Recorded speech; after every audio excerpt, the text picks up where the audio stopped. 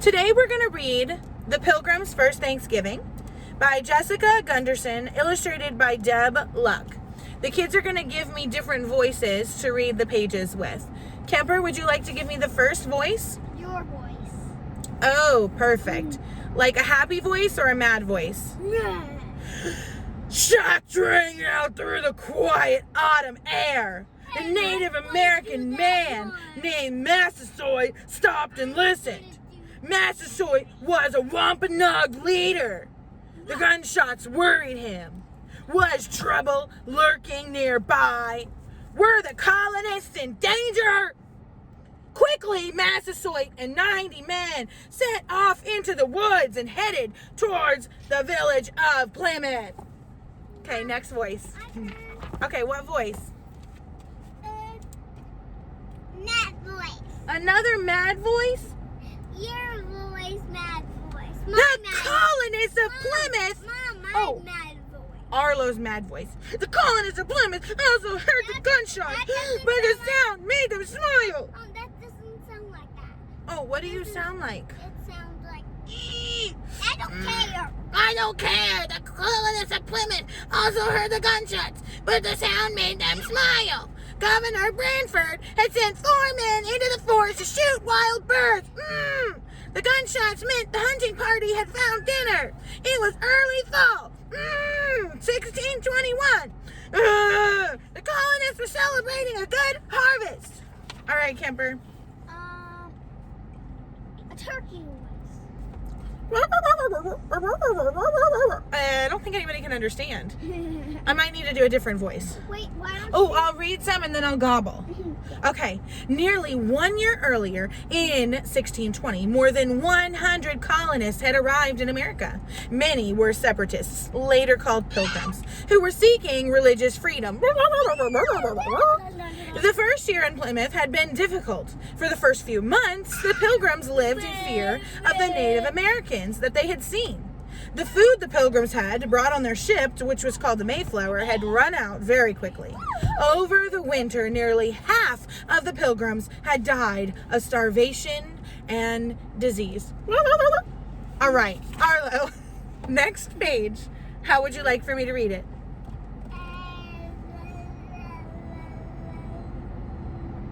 Like a queen? No. Turkey? A prince? Cowboy. A cowboy. One day in March 1621, a Native American man named Samoset walked into Plymouth. He said, "Welcome, Englishmen." Samoset had learned English from traders who had come from Europe. It was the first time the Pilgrims were able to speak with a Native American. In later days, Samoset brought Massasoit, an interpreter named Tisquantum or Squanto, to meet the Pilgrims. Samoset and, John Carver, well, he was the Plymouth's first governor. They signed a treaty, and that said that the Pilgrims and the Wampanoag, they would live in peace and they would help each other. All right, Kemper, your turn. A cat. Meowed and Squantum stayed with the Pilgrims. He showed them the best places to hunt and fish. Meow. He showed them how to plant corn and and grain. It's very important to Native Americans.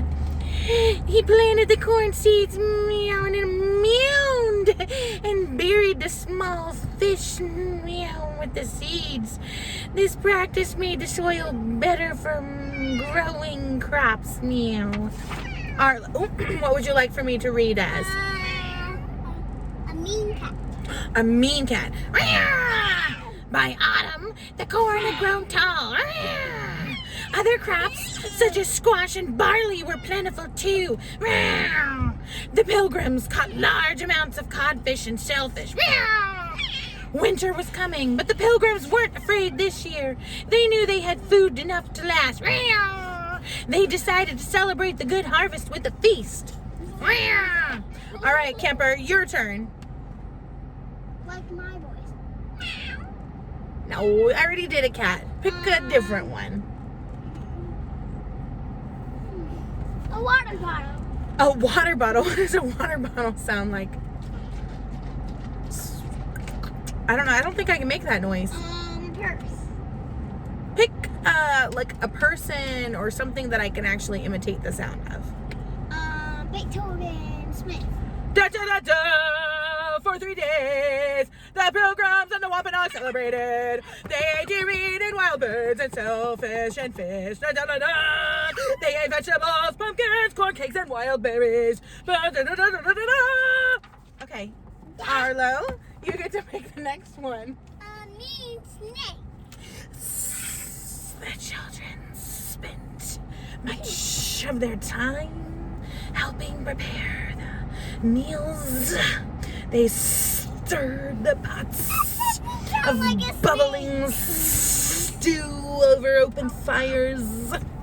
They ground corn and fetched water, but it wasn't all work. The children may have played running and jumping games such as leapfrog or hide and seek. All right, Kemper. Let me see. What do I watch? A car.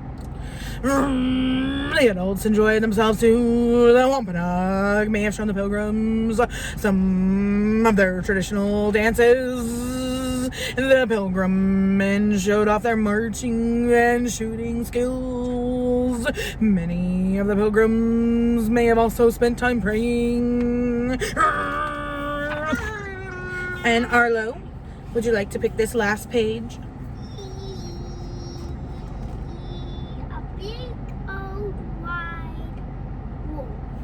A big old wide wolf.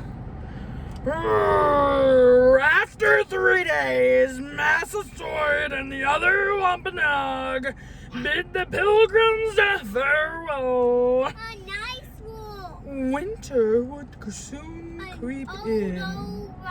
The Pilgrims knew there would be more work to do. But for now, everyone was full and happy. Timeline of key dates. In September, the 6th day of the year 1620, the Mayflower set sail from Plymouth, England. Can do my one. By November 9th in 1620, they sighted some land. They anchored in Cape Cod on the 11th of the month of November. Okay, Kemper, pick me another voice to say the rest of this timeline in. What? December 7th, 1620. Pilgrim explorers encounter Native Americans. Shots are fired, but no one is injured. December 20th, 1620. The Pilgrims settled Pottocks. They rename it Plymouth. The Wampanoag had lived there for several years, until a few years back, when sickness destroyed most of the village. March 16th, 1621, an Abenaki Native American from Maine named Samoset walked into the village. He welcomed the settlers in the English language. He had learned it from traders he had met. On the 22nd, the Pilgrims signed a peace treaty with Samoset, the leader of the Wampanoag people. The Wampanoag had lived in the area for thousands of years.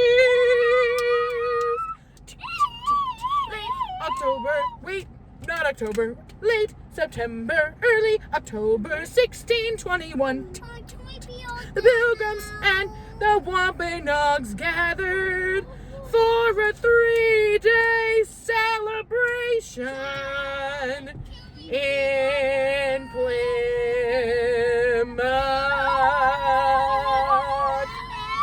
Okay, you gotta do this, like this. You gotta do this.